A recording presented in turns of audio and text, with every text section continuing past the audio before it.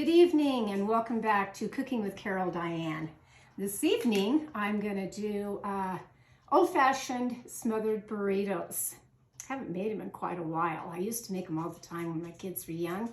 And this is a simple little recipe that, I don't know, I just kind of learned from my mom doing it and carried it through. Pretty basic, but when you go into a restaurant, especially a Mexican style restaurant, and you ordered a smothered burrito, boy, they sure don't make them the way they used to, don't you think? So tonight I'm going to show you how I make my old-fashioned smothered burritos. So first of all, I went to the store and bought some hamburger and couldn't find a little one, so I had to buy a great big one, but it's 93% lean and 7% fat, which is fine. Remember, the fattier your meat, the more grease you're going to have on your hamburger, and I don't care for all of that, so I try to get a nice lean hamburger. So I'm only going to use about half of this hamburger tonight because I don't need much more than that. And I'm just going to put it in my little electric skillet tonight. And you just kind of chop it all up in here to smaller little sizes.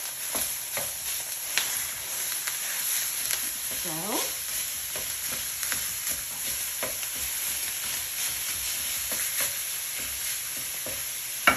and then I'm going to add my little green onions that I like. Like I said, all my stuff is pre-washed and ready to go. I don't cook anything that I've bought from the store without first rinsing it off with nice cold water. And these are great. The little ends are real great, very tasty, they really are, that I like to put in a little dish or on top of the burrito. So we're just going to kind of add those to this little dish right here. You ever have a night where you just, certain nights or certain meals, Saturday night at my house was always spaghetti night. It seemed to roll around that everybody wanted spaghetti on a Saturday night, and I remember that. And we had, I think, a night that it was Mexican food, and once in a while we fixed Chinese. But I just kind of got a hunger for some nice burrito tonight. Not a taco or anything, just a nice burrito. So that's what I'm doing. And husband had me all over town today. We were looking for a certain ingredient for another recipe that I wanted to do, and oh my gosh, by the time you go from one store to the other and all the traffic and the people, and it just kind of wore me out, but I thought, oh, I better get with this video tonight. Okay, so quite a few of the little green onions are going to go in here. You can save the rest of them. And again, we're just going to get that where the meat is all nice and cooked. Really nice in there. Now, I think I told you on my spaghetti recipe that I can't have a lot of real spicy foods, so I won't be adding the seasoning mix that you normally do if you're making any kind of Mexican food of burrito or taco seasoning. I won't be adding that tonight. You certainly can on your recipe, but I'm not going to be doing it tonight. And while that kind of cooks, then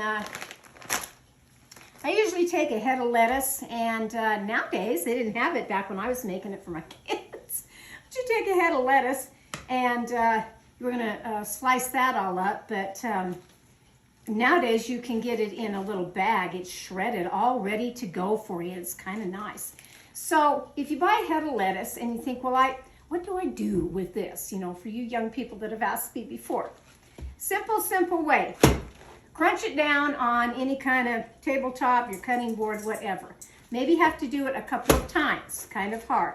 And this, you should be able to just take one hand and reach in there, and you've got the main core of your lettuce all out, and you don't have to worry about this. Yes, you can chop it off, but it was just a simple way to get rid of that.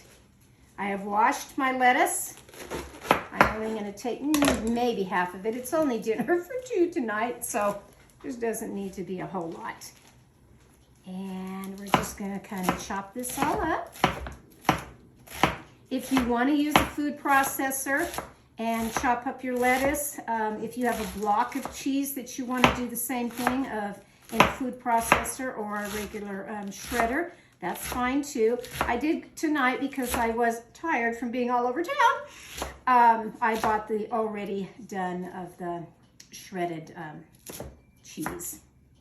But lots of times I buy it in the block form, and then I can shred it myself as however much I want. So that's kind of the shredded lettuce. And I'm going to be using a generous portion tonight. First, you got a little bigger bowl, huh? That's the lettuce. And then the cheese, like I said, I just bought it in a sack tonight, but you're welcome to get it in the block. And if you're having more than 2 people, I recommend getting your bowls and making it right. This is just simple tonight. Okay, so that's that. I like refried beans with mine, so when I get ready to make this, I take the refried beans and I put it in a little saucepan, which I've already done tonight, and I heat it on the stove so that the refried beans are nice and warm. So I've done that, and we're going to, yes, have the sour cream with it. Husband forgot the olives. I'm sorry, don't have the olives tonight. Bad mistake, he made all that. Bad, but it's okay. And the sauce that I'm using, you can buy any can of, and I'm not recommending the brand name by any means, just any kind of sauce that, if you have homemade, you can use homemade.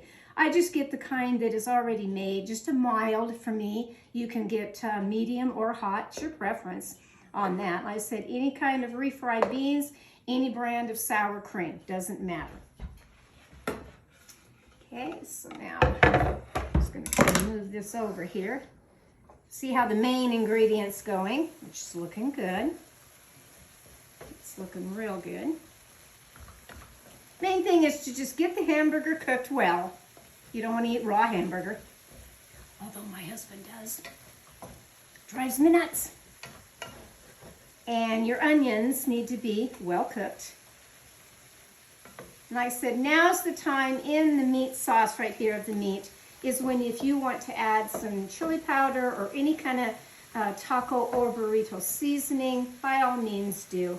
I grew up with it very mild because my mother didn't use a whole lot of spices when she was cooking foods like this. She really didn't. And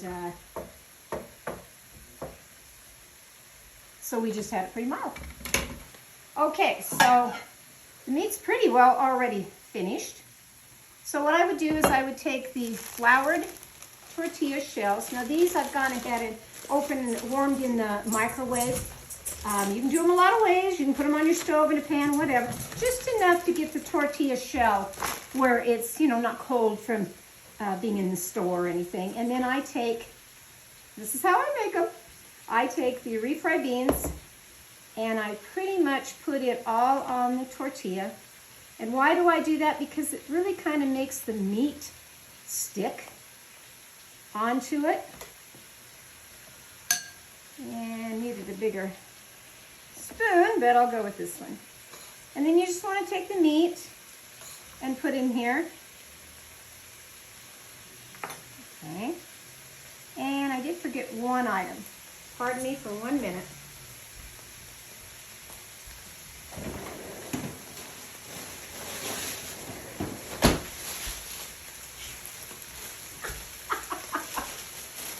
Who hasn't forgot something when they're trying to make something? Who hasn't done that?